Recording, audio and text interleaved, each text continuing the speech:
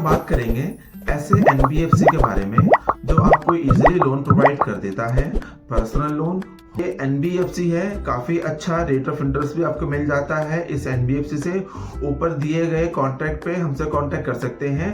Loan provide करने में हमारी टीम आपकी हेल्प करेगी। तो आज हम बात करेंगे एनबीएफसी एक पीरामल फाइनेंस है उसके बारे में। पीरामल फाइनेंस आपको लोन कैसे देता है, क्या लोन का प्रोसेस है और क्या डॉक्यूमेंट चाहिए। सबसे पहले हम बात करेंगे आपको लोन कैसे मिलेगा।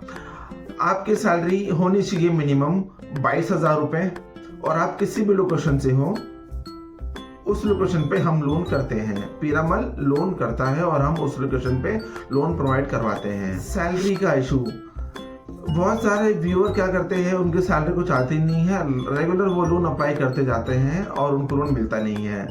लोन उनको मिलता है जिनकी सैलरी होती है, जिनका इनकम होता है। अगर आप कहीं वर्किंग हैं, आपके सैलरी आती है तो आपको लोन मिलेगा।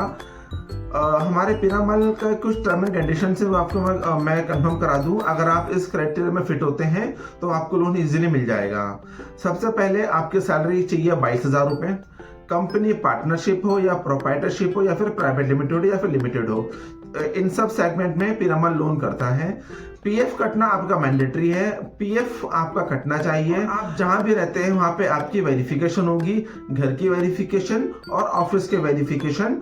और डॉक्यूमेंट्स आपको लगते हैं लोन के लिए लास्ट 3 मंथ की सैलरी स्लिप, एक पैन कार्ड, एक आधार कार्ड और बैंक स्टेटमेंट होने के बाद आपके पास एक कंफर्मेशन आता है कि आपने पीरामल से लोन अप्लाई किया है।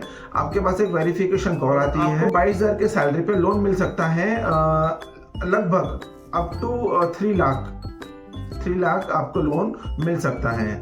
सिबिल हमें चाहिए -1, या आपका सिबिल कुछ भी ना हो या आपने लोन पहले कभी लोन नहीं लिया हो, तब भी हम आपको लोन प्रोवाइड करवाते हैं। पीरामल आपको लोन देता है।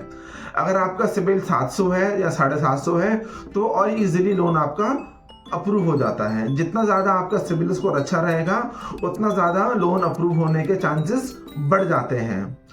तो आपको मैंने बता दिया कि क्या प्रोसेस है पीरामल का।